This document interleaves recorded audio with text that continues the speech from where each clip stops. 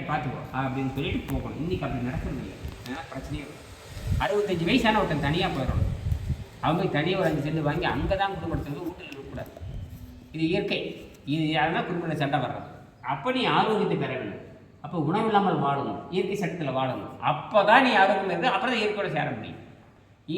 இதை புரிந்து கொண்டவங்க சித்தர்கள். அதெல்லாம் அவங்க நீண்ட காலம் உயிர் வாழ்ந்தாங்க. அதுக்கு பேர் தான் என்ன சொல்லுவாங்க, மடல் மீசை இயக்கினார் மானடி சேர்ந்த நிலைமீசை நீடு வாழ்வார். பொறிவாயில் 5 வைத்தான். 5 வகையான புலன்களை முறையாக அடக்க கற்றுக்கொண்டவன் நீண்ட காலம் வாழ்வானா. நீ பொறிவாயில் அடக்காதவன் சீக்கிரம் செத்து போயிடுற. இதில் மாட்டிக்கிட்டோம். இப்போ நாம் என்ன பொறிவாயில் 5 நம்ம கட்டுப்படுத்துகிறோம். உணவு கட்டுப்பாடு எல்லாரும் தான். உடம்பு கெட்டு போனதுக்கப்புறம் கட்டுப்பாடு வர்றீங்க. கெடாதுக்கு முன்னாடி கட்டுப்பாடு வந்துட்டு நீண்ட காலம் வாங்கலாம். சக்கரை நோய் வந்தவர் பார்த்தீங்கன்னா அதை திங்காதீங்கிறான். உப்பு நோய் வந்தவனா இதை திங்காதீங்கிறான். எல்லாரும் கட்டுப்பாடுங்கிறான். எப்படியா கட்டுப்பாடு வர முடியும்? அவன் படையை தொலைச்சிட்டானே. அப்போ கெடுவதற்கு முன்பாக வர வேண்டும். வெள்ளம் வர்றதுக்கு முன்னாடி அணை போடணும். மழை வர்றதுக்கு முன்னாடி உழவு ஊட்டி வைக்கணும். அப்போ தான் விதை போட்டு எல்லாம் பண்ணணும். மழை போய் அடித்து எல்லாம் முடிச்சு போனதுக்கப்புறம் விதை போட்டு என்னடா இப்படித்தான்.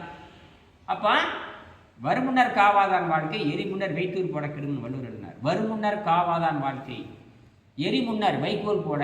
நெருப்பு உளுந்துருச்சுன்னா அவ்வளோதான். பார்சிஸ் வர்றதுக்கு நீங்கள் சாம்பராயிடும். அவ்வளோ சீக்கிரம் வெஹிக்கிள் போல. அதுக்கு இயற்கை பாருங்கள், அவ்வளோ ஒரு குடிச்சிச்சுன்னா களத்து ஓட்ட ஸ்டார்ட் பண்ணுறதுக்கு சாம்பராயிடும். அவ்வளோ வேகத்தில். எங்கப்பா என்ன நான் பார்த்துருக்கேன். வெஹிக்கிள் போய் ஊரெல்லாம் பார்த்தேன், அறுவடை பண்ணி வச்சுருப்பாங்க. ரொம்ப கொடூரமான அஃபென்ஸ் அது. வெஹிக்கிள் போய் தீர்வு வீசிட்டு கொலை குற்றத்தை விட ரொம்ப கொடுமையானது. ஏன்னா அடுத்தது போய் பிடிச்சிது.